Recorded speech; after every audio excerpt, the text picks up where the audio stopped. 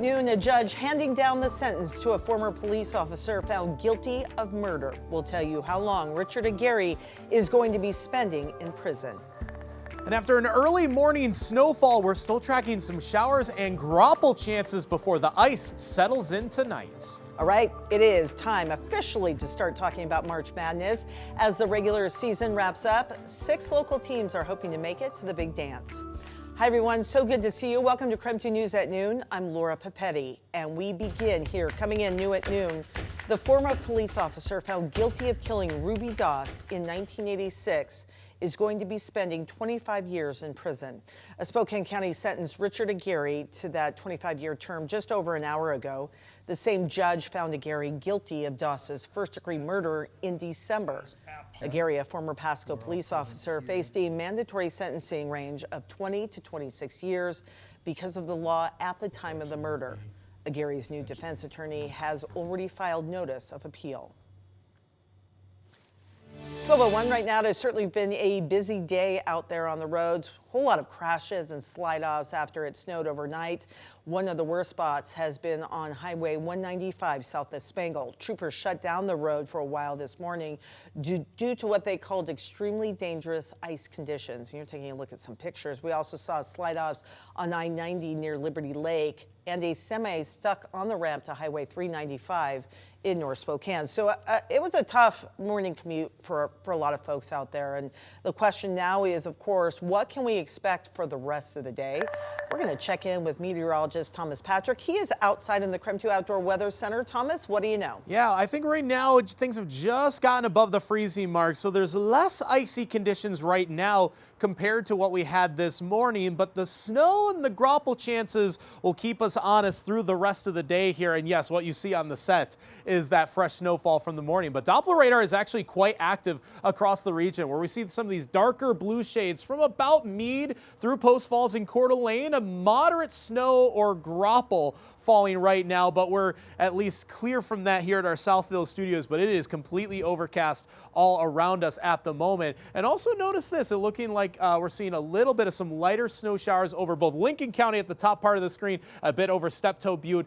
Doesn't look like it's over Pullman directly, but I think these snow showers and graupel showers will be numerous enough today to, again, maybe tack on a little bit more snow to what we had from this morning. Quite impressive, especially in our northern areas. This is at Colville, one of our viewers sharing this photo just before sunrise. They were at 3,000 feet elevation, so they probably got more than the city itself. And Athol also got a fresh coating of about 3 to 5 inches of snow just from this morning. But we're above the freezing mark right now. I don't think our evening commute should be much of an issue, but temperatures do quickly dive back below the freezing mark by about 8 o'clock for this evening. And black ice will be the issue again for tomorrow morning. Coming up, I'm going to detail exactly how cold we're going to get tonight and how many more snow and graupel shower chances we'll have through this week. Those details are in just a few minutes. The Supreme Court has ruled former President Donald Trump can stay on the Colorado ballot and that states cannot use the 14th Amendment to disqualify him from running again for president. Voters in Colorado and other states had sought to do that because of his conduct surrounding the January 6th attack on the Capitol. Skylar Henry has more from the Supreme Court. The nation's highest court handed former President Donald Trump a unanimous victory, ruling that Colorado cannot keep him off the ballot for the 2024 presidential election. The rationale here really is we don't want states to be able to do this. At issue was a narrow Colorado Supreme Court decision in a case brought by voters, arguing Trump should be removed from the state's ballots because he committed insurrection on January 6th and was disqualified under Section 3 of the 14th Amendment, which states, "No person shall be a senator or representative in Congress or elector of president and vice president or hold any office who took an oath and then engaged in insurrection." Those who violated their oath to the Constitution once before will do it again, and even worse if they're allowed back into power. But during oral arguments in early February, the justices seemed skeptical whether states can use the obscure constitutional provision to kick Trump off the ballot, rather than leaving it up to Congress. The court didn't weigh in on whether January 6th was an insurrection or whether former President Trump engaged in it.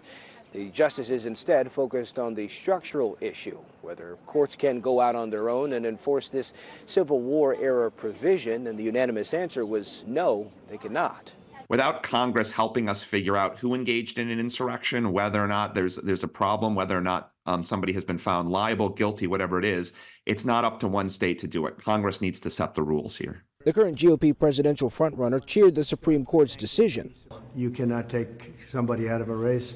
The voters can take the person out of the race very quickly, but a court shouldn't be doing that, and the Supreme Court saw that. Trump still faces criminal cases surrounding the events of January 6th.